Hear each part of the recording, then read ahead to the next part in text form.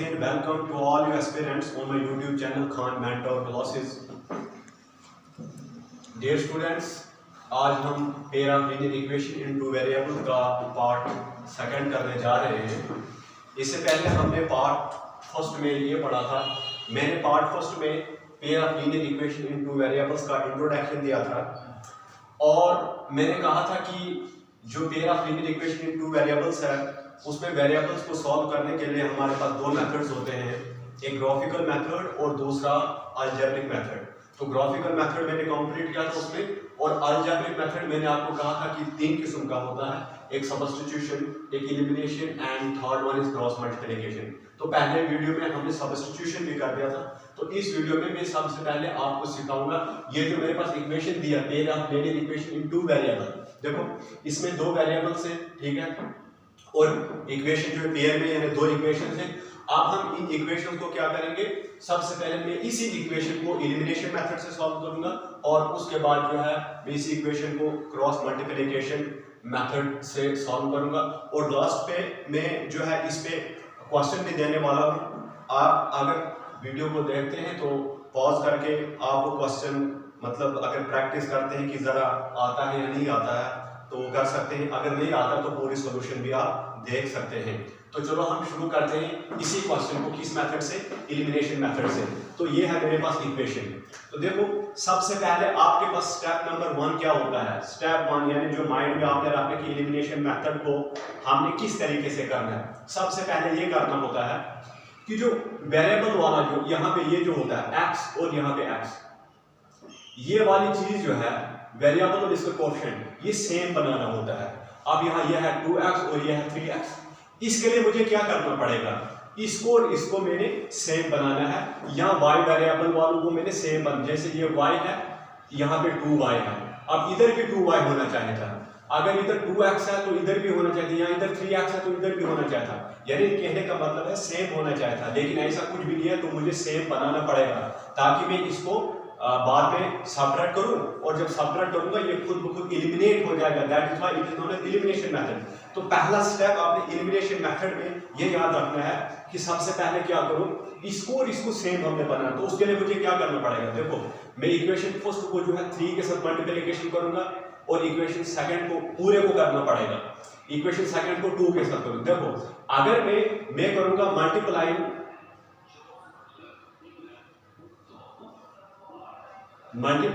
Equation first by 3, मैं equation first को 3 के साथ मल्टीपल करूंगा एंड इक्वेशन सेकंड बाय 2, और उसके बाद इक्वेशन सेकंड को मैं 2 के साथ मल्टीपल करूंगा। देखो अगर मैं इक्वेशन फर्स्ट को 3 के साथ मल्टीपल करूंगा 3 2 6, तो ये बन जाएगा 6x, मगर पूरी इक्वेशन को फिर करना पड़ेगा।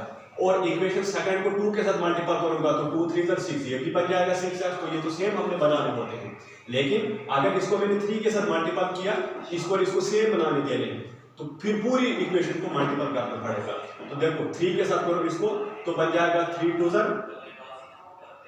6x, यानी इस इक्वेशन को 3 के साथ मल्टीपल कर रहा हूं, प्लस 3 into y तो 3y बन जाएगा, क्योंकि पूरी इक्वेशन को करना पड़ेगा 3 के साथ, माइनस 5 क्या कितना हो गया 15 इज इक्वल टू ये आ गया आपके पास 0। ठीक है, तो अब आ गया इस साइड आपके पास आ गया। अब इक्वेशन सेकंड को किसके साथ मल्टीपल करना है, 2 के साथ मल्टीपल करना है। क्यों, क्योंकि ये और ये सेम बनाना है हमने। तो 2 के साथ जब मैं इसको मल्टीपल करूंगा ये बन जाएगा 6x, और ये मैंने 2 के साथ किया तो बन गया 4y, और ये मैंने इसको 2 के साथ किया तो बन गया 16 इज इक्वल टू 0। अब देखो मैंने असली में x वेरिएबल x के साथ जो पूछा यानी इसको सेम करना था, तो उसके लिए क्या किया मैंने, इक्वेशन फर्स्ट को मल्टीपल कर दिया मैंने 3 के साथ तो बन जाएगा 3x, इक्वेशन सेकंड को मल्टीपल कर दिया मैंने इस 2 के साथ तो ये भी बन गया 3x। लेकिन सिर्फ इसको नहीं करना है, अगर मैंने इसको 3 के साथ मल्टीपल किया इसलिए सारी इक्वेशन को मैंने 3 के साथ मल्टीपल करना है। अगर मैंने इसको 2 के साथ मल्टीपल किया तो इसमें सारी इक्वेशन को मैंने 2 से मल्टीपल करना है। तो अब क्या करना है, लगा दो यहाँ पे लाइन। अब एलिमिनेशन मेथड में दूसरा स्टेप अब क्या है, देखो पहला स्टेप है इसको और इसको सेम बनाओ, ठीक है। तो दूसरा स्टेप क्या है, दूसरा स्टेप ये है, लगा दिया हमने लाइन। तो ये प्लस में है तो इसकी जगह लिखो माइनस, ये प्लस में है तो इसकी जगह लिखो माइनस, ये माइनस में है तो इसकी जगह लिखो प्लस। दूसरा स्टेप आप देखो ये है plus 6x minus 6x, plus minus यानी सेम है तो कैंसिल हो जाएगा। तो अब यहाँ पे मेरे पास बचा माइनस 4y प्लस 3y, तो इसका मतलब है माइनस y आ जाएगा मेरे पास, यानी माइनस 4y प्लस 3y, यानी 4y में 3y निकाल दो, बाकी एक y बचेगा, लेकिन जो बड़े वाले के साथ जो साइन होती है वही साइन रहती है, तो माइनस है, तो माइनस रहेगा यहाँ पे। तो यहाँ पे आपके पास अब क्या बचा, यहाँ पे है यानी प्लस 16 माइनस 15, यानी प्लस 16 माइनस 15, मैंने कहा ये इसके साथ समझो और ये माइनस 16, ये अब आपके पास क्या बचा, यानी प्लस 1 इज इक्वल टू 0। मुझे y की वैल्यू चाहिए तो minus y is equal to, यानी 0 तो ऑलरेडी उस साइड है, प्लस 1 उस साइड जाएगा माइनस 1, तो मेरे पास y क्या आ गया, मेरे पास y आ गया, मेरे पास 1 आ गया, मेरे पास y। अब क्या करना है मैंने, अब इस y को उठाओ और ऊपर इक्वेशन में डालो, x की वैल्यू निकाल दो। देखो अब आपकी मर्जी है, y को उठा के पहली इक्वेशन में डालो या दूसरी इक्वेशन में डालो, तो मैं क्या करता हूं, पहली में डाल देता हूं।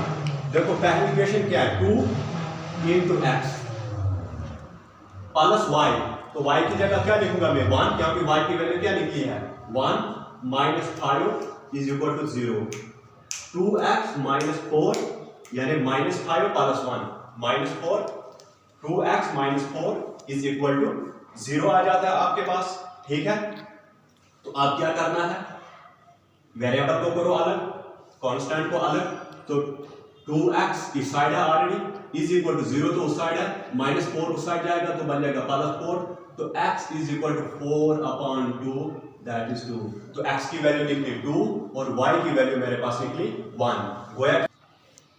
सो अब आपने इस मेथड पे क्या याद रखना है कि सबसे पहले ये जो x है ये और ये यहाँ पे सेम इनकी वैल्यू होनी चाहिए। अगर ये है 2x तो यहाँ भी होना चाहिए था, अगर ये है 3x तो यहाँ भी होना चाहिए था, लेकिन ये अलग है, इधर है 2x और यहाँ पे है 3x। तो आपने देखना कि मैं इसको किसके साथ मल्टीपल करूं और इसको किसके साथ, आप ये दोनों सेम आ जाएंगे, लेकिन फिर इसी को फिर पूरी इक्वेशन को मल्टीपल करना पड़ेगा। अब जैसे मुझे पता है कि मैं इसको 3 के साथ मल्टीपल करूंगा 6x बन जाएगा, इसको 2 के साथ, ताकि ये भी 6x, क्योंकि ये दोनों सेम बनने चाहिए। लेकिन आपने फिर पूरी अगर इसको 3 के साथ मल्टीपल किया तो इस पूरी इक्वेशन को करना पड़ेगा, इसको अगर 2 के साथ मल्टीपल किया तो फिर पूरी इक्वेशन को करना पड़ेगा। बस यहाँ पे लाइन ड्रा करनी आपने, प्लस, ये प्लस में था तो आपने नीचे माइनस लिख देना है, ये प्लस में था माइनस लिख देना है, ये माइनस में था ये प्लस लिख देना है आपने, यानी प्लस वाला माइनस, माइनस वाला प्लस, फिर आपने उड़ाना है, तो प्लस 6x माइनस 6x हो जाएगा कैंसिल, माइनस 4y में 3y निकल गया तो मेरे पास माइनस y बचा, क्योंकि बड़े की निशानी रहेगी। अच्छा प्लस 16 माइनस 15 तो आपके पास 1 बचा इज इक्वल टू 0, तो minus y is equal to ये जाएगा प्लस 1 उस साइड, क्योंकि वेरिएबल को अलग करना है, कांस्टेंट को अलग, क्यों, क्योंकि आप तो वेरिएबल की वैल्यू निकालने जा रहे हैं ना, तो y आ गया आपके पास 1, वही y उठा के आप इक्वेशन फर्स्ट में डालो या सेकंड में डालो, आपको x की वैल्यू निकल जाती है। अब मैं यही क्वेश्चन सॉल्व करूंगा क्रॉस मल्टीप्लिकेशन मेथड से। अब हमें यानी वेरिएबल्स का सॉल्यूशन निकालने के लिए हमारे पास अलजेब्रिक मेथड का तीसरा मेथड है, वो है क्रॉस मल्टीप्लिकेशन मेथड। जैसे मैंने पीछे जो आपको मैंने कराया उसमें मैंने बताया आपको कि इक्वेशन को एलिमिनेशन मेथड से हमने किस तरह सॉल्व किया। अब मैं करने जा रहा हूँ इसको क्रॉस मल्टीप्लिकेशन मेथड से। तो मेरा इसके बाद जो ये pair of linear equation two variables खत्म होने के बाद जो दूसरा मैथ्स का चैप्टर होगा वो प्रॉब्लम ऑन एजेस होगा। I hope you watch my lecture, and if you after watching my lecture, if you like my videos, then please and then you are requested to subscribe my YouTube channel and share my videos as much as you can. So let us solve this equation by using the cross multiplication method.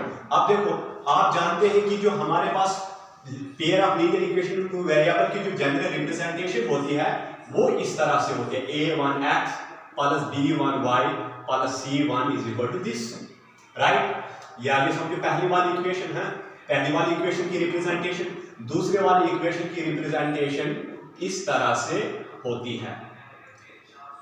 अब देखो आप जानते हैं कि जो a1 है ये इस x का वेरिएबल है, तो a1 आपके पास क्या है 2 है, फिर आपके पास a2 है इस x का वेरिएबल है, ये आपके पास इस x का सॉरी कोएफिशिएंट है, ये a1 है इस वेरिएबल का कोएफिशिएंट है और a2 जो है इस वेरिएबल का आपके पास कोएफिशिएंट है, राइट। नाउ b1 देखो अब आप बोलोगे बी के पीछे तो कुछ नहीं, अगर वेरिएबल के पीछे कुछ नहीं, समझो 1 होता है हमेशा। क्या 1 into y, y आएगा। तो अगर वेरिएबल के पीछे कुछ अटैच है, जैसे यहाँ पे 2 है, इधर कुछ नहीं है, तो इसका मतलब 1 है। क्या 1 into y, y आ जाएगा। तो इसका मतलब है ये आ गया y, ये आ गया b2, ये आ गया आपके पास 2, ठीक है ना, a1 a2 b1 b2। अब आ गया आपके पास c1 यानी कांस्टेंट, ये वाला, ये आ गया -5, c2 ये आ गया ये वाला कांस्टेंट भी जिसके साथ कोई वेरिएबल नहीं है। अब आपने क्या करना है, यहां पे आपने इस तरह से एक ग्राफ ड्रॉ करना है, ऐसे इस तरह से। यहां पे आप क्या लिखना है, b1 b2 c1 c2 a1 a2 b1 b2, यानी पहला स्टेप है क्रॉस मल्टीप्लिकेशन मेथड को सॉल्व करेगा। b1 b2 c1 c2 a1 a2 b1 b2।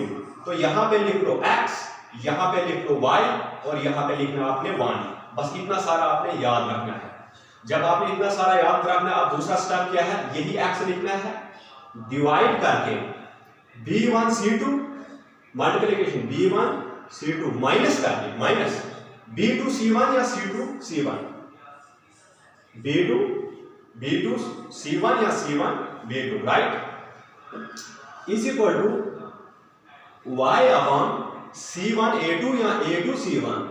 इसको इसके साथ मल्टीप्लिकेशन करो या इसको इसके साथ करो, minus c2 a1 is equal to 1 a1 b2 और a2 b1 करो या b1 a2, मल्टीप्लिकेशन में कुछ फर्क नहीं पड़ता है, ठीक है। अब हमने इसमें ये वैल्यू, ऊपर वाली वैल्यू हमने इसमें पुट करनी है।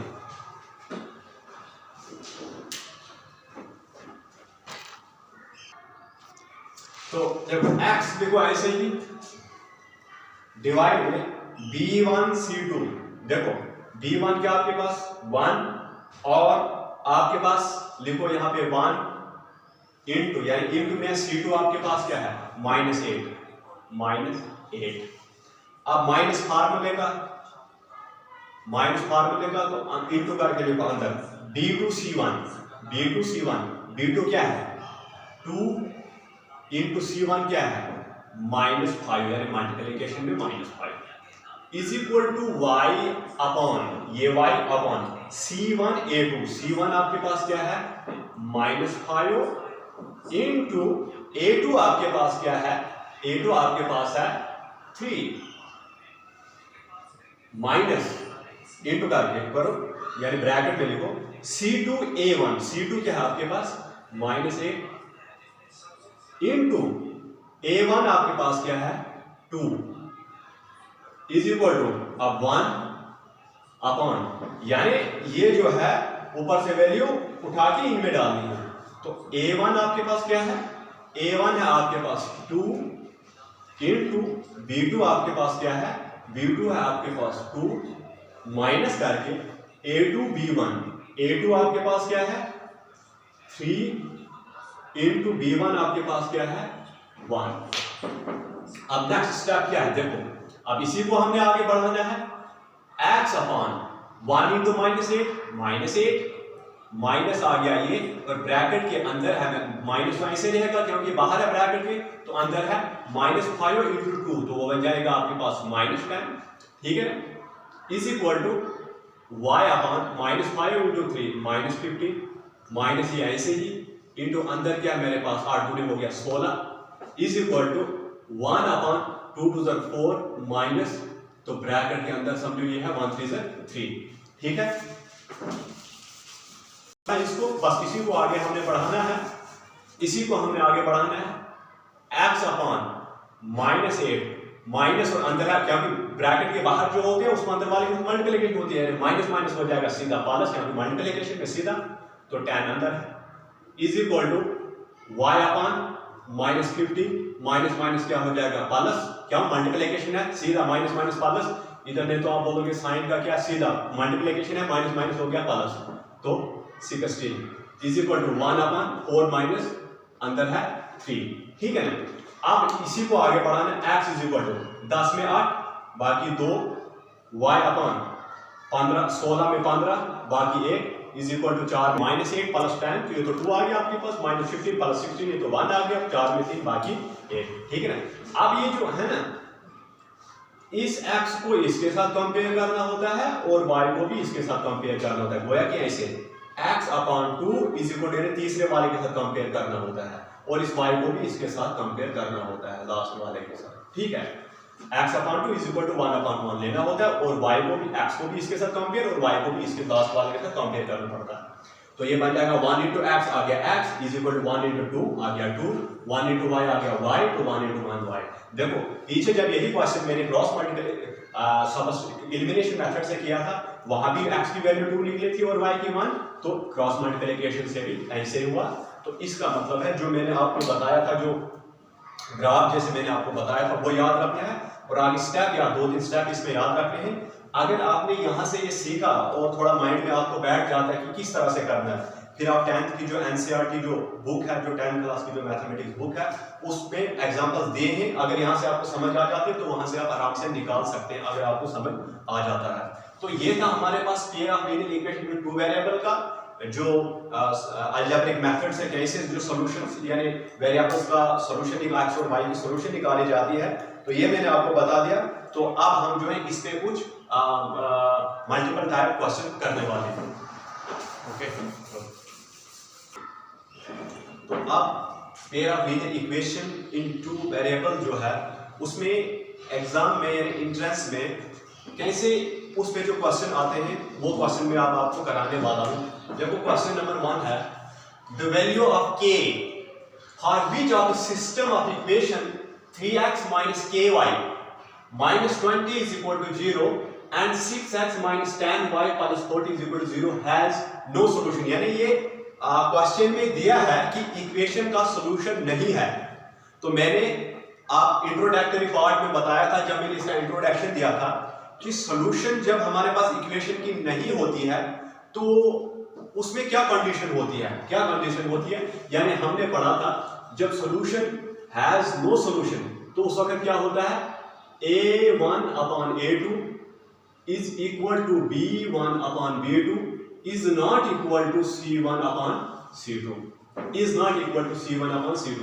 ये कंडीशन होती है। अगर ये कंडीशन फॉलो होती है तो उस वक्त हमारे पास क्या होता है, जो इक्वेशन होती है उसका कोई सॉल्यूशन नहीं होता। सॉल्यूशन का मतलब है जो दोनों इक्वेशन, इस इक्वेशन का और इस इक्वेशन का जो ग्राफ बनेगा, ग्राफ का रिप्रेजेंटेशन आप करोगे, इन दोनों की जो ग्राफ में स्ट्रेट लाइंस बनेंगे वो एक दूसरे को मीट नहीं करेंगे, वो एक दूसरे को मीट नहीं करेंगे। तो कहने का, अगर मीट नहीं करेंगे तो कहने का मतलब है इक्वेशन में कोई सॉल्यूशन नहीं है। तो कोई सॉल्यूशन नहीं होता है तो उस वक्त कंडीशन ये होती है, यानी a1/a2 is equal to b1/b2 but not equal to c1/c2। अब देखो दो इक्वेशन है, पहली इक्वेशन है 3x minus ky minus 20 is equal to 0 यानी इक्वेशन नंबर 1, और दूसरी इक्वेशन है 6x minus 10y plus 40 is equal to 0। ये आ गया मेरे पास इक्वेशन नंबर 2। अब देखो a1/a2 यानी ये कंडीशन फॉलो करना चाहिए, a1/a2। देखो a1/a2 क्या होता है, यानी x वाले वेरिएबल, b1/b2 क्या होते हैं, y वाले वेरिएबल, c1/c2 क्या होते हैं, ये कांस्टेंट और ये कांस्टेंट वैल्यू, ठीक है। तो a1/a2 इसका मतलब है x वाले वेरिएबल तो 3/6 is equal to b1/b2। b1/b2 क्या होते हैं, ये y के वेरिएबल, तो y का वेरिएबल सॉरी यानी y वेरिएबल है इस वेरिएबल के कोएफिशिएंट। मैं पहले भी गलत बता गया, यानी x वाला जो a1/a2 क्या होता है, जो x हमारे पास जो वेरिएबल है उस वेरिएबल का कोएफिशिएंट, यानी x का x वेरिएबल है तो कोएफिशिएंट 3, x वेरिएबल है कोएफिशिएंट 6, तो a1/a2 वो होता है। b1/b2 क्या होता है, y वेरिएबल का कोएफिशिएंट, तो y वेरिएबल का कोएफिशिएंट यहाँ पे क्या है, -k/-10। तो इसी k की वैल्यू मैंने मालूम कर दिया, इज इक्वल टू, अब इज इक्वल टू मैं लिख लेता हूं, जहां इज इक्वल टू नहीं होगा तो अनइक्वल तब हम कर देंगे -20/40। फिलहाल मैं इज इक्वल टू मान के चलता हूं, यहां पे अनइक्वल होना चाहिए, तो अनइक्वल भी है। अब देखो कंडीशन क्या है, यानी 3/6 इज इक्वल टू, यानी a1/a2 is equal to b1/b2, यानी इसका मतलब a1 is equal to b1 होना चाहिए। इन दोनों की वैल्यू क्या होनी चाहिए, सेम होनी चाहिए। क्या होनी चाहिए, सेम होनी चाहिए। यानी k की वैल्यू इन चार में से आप बारी बारी उठाओ तो उड़ा के देखो इसके बराबर आना चाहिए। जब मैं इसको उड़ाऊंगा ये बन जाएगा 1 तिया 3 2 तिया 6 इज इक्वल टू k की जगह मैं क्या लिखूंगा, देखो k की जगह मैं यहां पे लिखता हूं 5। क्या लिखता हूं, देखो माइनस तो ऐसे ही है, माइनस तो दिया है, तो k की जगह मैं क्या लिखता हूं 5 डिवाइड बाय -10, तो इधर है क्यों, देखो माइनस माइनस कैंसिल, 1 पंजा 5 5 में 10, तो वो 1/2 के बराबर आता है। तो ये कंडीशन फॉलो हो गई है ना, यानी ये उड़ा के आएगा 1/2 ही आएगा, क्योंकि a1/a2 is equal to b1/b2 is. अब देखो ये तो आ जाएगा 1 बिया तो 2 बिया 40, यानी माइनस में -1/2, तो 1/2 -1/2 तो वो तो बराबर नहीं होती, तो यहाँ पे अनइक्वल हो जाएगा। अब क्या आ जाएगा, यहाँ पे 1/2 इज इक्वल टू 5/10, 1 पंजा 5 5 में 10 इज नॉट इक्वल टू -1/2। देखो इसी तरह से की कंडीशन मेरे पास यहाँ पे बन गई। तो इसका मतलब है इक्वेशन में नो सॉल्यूशन है, ये तो पहले दिया था नो सॉल्यूशन है। अब मैंने कौन सी वैल्यू डाली कि यहाँ पे a1/a2 जो होता है इज इक्वल टू b1/b2 बन गया, तो मैंने यहाँ से उठा के k की वैल्यू क्या डाली थी, 5 डाली, यानी k को जब k मैंने 5 लिया तो डिवाइड में तो 10 तो ऑलरेडी यहाँ पे था, 1 पंजा 5 5 दूने 10, यानी 1/2 बन गया, यानी a1/a2 is equal to b1/b2, यानी ये तो बराबर होना चाहिए, is not equal to c1/c2। अब देखो 1/2 ये भी आ गया, 1/2 ये भी आ गया, ठीक है आना चाहिए, क्योंकि a1/a2 is equal to b1/b2, लेकिन इज नॉट इक्वल टू होना चाहिए, तो -1/2 तो वो तो है, क्योंकि 1/2 1/2 और -1/2 ये तो बराबर नहीं है इनके, तो इज नॉट इक्वल टू। इसका मतलब है मैंने k की वैल्यू क्या उठाई थी, इसका मतलब है जब मैंने k की वैल्यू 5 उठाई, जब k की वैल्यू 5 उठाई मैंने नीचे डाली, तो फिर जाके मेरे पास सॉल्यूशन निकला। ये तो पहले ही दिया था कि भाई जो इक्वेशन है इसमें कोई सॉल्यूशन नहीं है, तो किस वक्त इक्वेशन में सॉल्यूशन नहीं होती है, तब हमारे पास ये कंडीशन होती है। बस आपने बारी बारी देखना कि कौन सी वैल्यू में उठाऊंगा ताकि a1/a2 is equal to b1/, इसका कहने का मतलब a1 आना चाहिए b1 के बराबर। देखो यहाँ पे a1 था 3, तो b1 यहाँ पे था 5, a2 आना चाहिए b2 के बराबर, तो यहाँ पे था 6 और 10। अब दोनों को उड़ाओ, 1 तिया 3 2 तिया 6, 1 तिया 3 2 तिया 6, 1 पंजा 5 2 पंजा 10, तो बन गया 1/2 इज इक्वल टू 1/2। अब इज नॉट इक्वल टू, ये तो इज नॉट इक्वल टू क्योंकि माइनस में है, तो इज नॉट इक्वल टू 1/2, तो इसका मतलब है मेरे k की वैल्यू क्या उठाई 5, ये आ गया हमारा आंसर। अगर आपको मतलब जो मैंने क्वेश्चन लिखा, तो आप क्वेश्चन को पॉज करके खुद भी सॉल्यूशन निकाल सकते हैं, अगर आपको आता, अगर नहीं आता है तो यहां देखिए और उसके बाद क्वेश्चन को सॉल्व कीजिएगा। तो दूसरा क्वेश्चन है जो आपके पास होता है कि one equation of a pair of dependent linear equation का मतलब समझ जाना चाहिए आपको, कि बताता है कि इस इक्वेशन का ये जो इक्वेशन है हमारे पास, इस इक्वेशन का कोई सॉल्यूशन नहीं है। जब इक्वेशन का सॉल्यूशन नहीं है तो क्या ये क्राइटेरिया फॉलो करता है, a1/a2 is equal to b1/b2 is equal to c1/c2, यानी ये आपके पास है ना,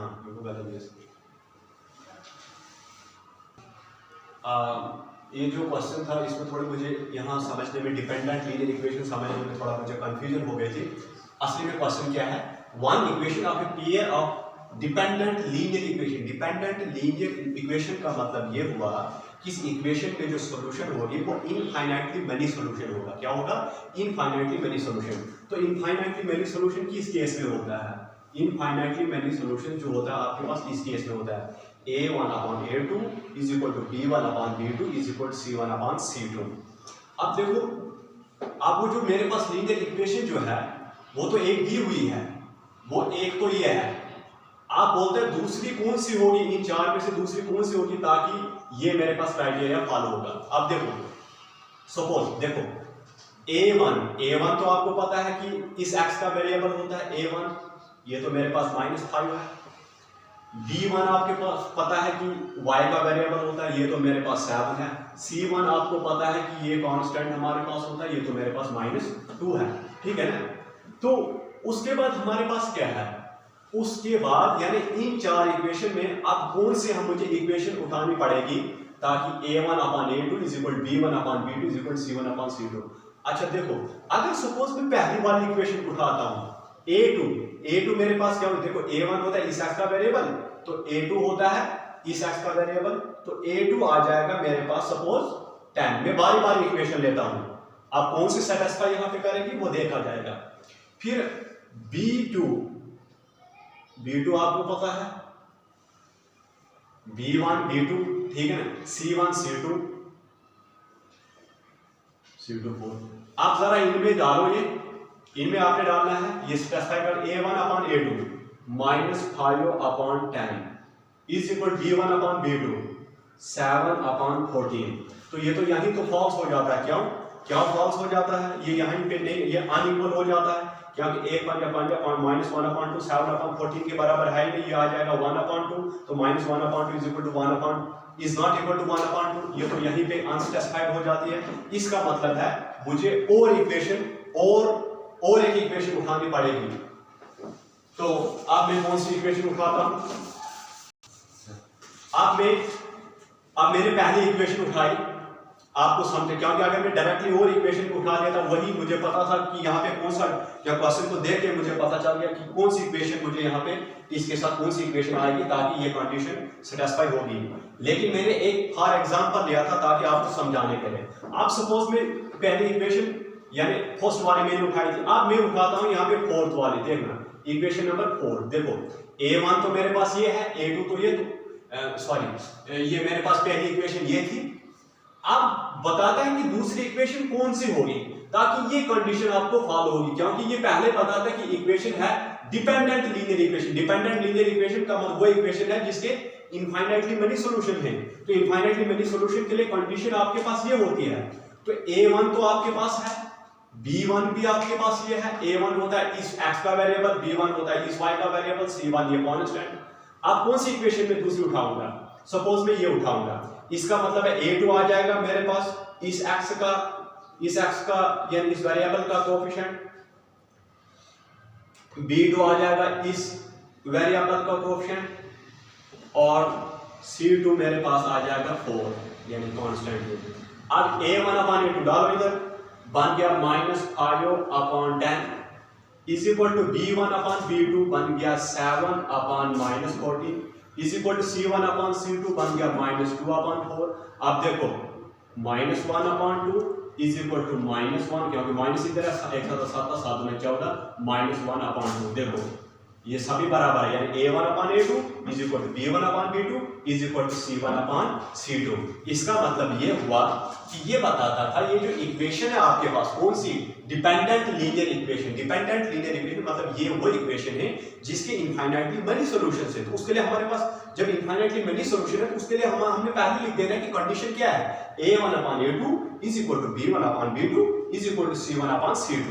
अब a1 b1 c1 क्या होता है, a1 यानी इस x का कोएफिशिएंट, फिर b1 इस y का कोएफिशिएंट यानी c1 ये कांस्टेंट। फिर अब इन चार में से कौन सी मैंने इक्वेशन उठानी है ताकि ये सेटिस्फाई होना चाहिए। अब मेरे इक्वेशन नंबर यानी 4 इक्वेशन है, कौन सी एक इक्वेशन उठाऊंगा ताकि ये और ये 2 इक्वेशन बनेंगी और वो क्या होंगी, डिपेंडेंट लीनियर इक्वेशन होंगी। मैंने इक्वेशन यहाँ पे चौथा ऑप्शन उठाया। चौथे ऑप्शन में क्या है, अब देखो ये है a1 तो ये होगा a2, क्योंकि a1 a2 होते हैं x वाले वेरिएबल कोएफिशिएंट, और ये है b1 तो ये आ गया b2 आ जाएगा ये, क्योंकि b1 b2 होते हैं ये y वेरिएबल वाले कोएफिशिएंट। ये है c1 तो ये आ जाएगा c2, क्योंकि ये कांस्टेंट और ये कांस्टेंट। अब a1 a2 b1 b2 c1 c2 डालो यहाँ पे है, तो मैंने डाल दिया यहाँ पे। a2 था मेरे पास 10, b2 मेरे पास इस इक्वेशन का -14 और ये आ गया मेरे पास c2 आ गया मेरे पास 4। तो मैंने जब यहाँ पे a1 अपान a2 की जगह डाला, ये वैल्यू मैंने डाली, तो ये इक्वेशन सेटिस्फाई करता है, यानी a1 upon a2 is equal to b1 upon b2 is equal to c1 upon c2, क्योंकि ये सभी बराबर हैं। इसका मतलब है ये जो है ऑप्शन 4 जो होगा वो आपके पास राइट आंसर होगा। तो ये था हमारे पास pair of linear equation in 2 variable हमारे पास कंप्लीट हो गया। मतलब मैंने आपको ग्राफिकल मेथड भी बताया, उस पे अगर आप क्वेश्चन प्रैक्टिस करेंगे आराम से कर सकते हैं। फिर मैंने अलजेब्रिक मेथड के भी 3 के 3 बता दिए और उसके बाद मैंने आपके मतलब जो है इजी बनाने के लिए, ताकि आप अच्छी तरह से क्वेश्चन को निकाल सकें, ताकि आपको पता चले कि कहाँ पे कौन सी कंडीशन लाई करती है, तो उसी के मुताबिक आपने ये मतलब आपको पता होना चाहिए कि इक्वेशन जो होगी वो हमारे पास इनफाइनाइटली सोल्यूशन कब होगा, यूनिक सोल्यूशन कब होगा और यानी नो सोल्यूशन कब होगा। तो वो कंडीशन उसके लिए क्या है, बस सिर्फ उसमें क्या करनी है, वैल्यू यहाँ पे डालनी है, तो ये बराबर आना चाहिए, जिस तरह से इधर कंडीशन होगी उसी तरह से आना चाहिए। तो यह कंप्लीट हमारा pair of linear equation in two variable. अगर आपको मेरा लेक्चर पसंद आता है तो मेहरबानी करके मेरा यूट्यूब चैनल सब्सक्राइब कीजिएगा, शेयर कीजिएगा और लाइक कीजिएगा। Thank you.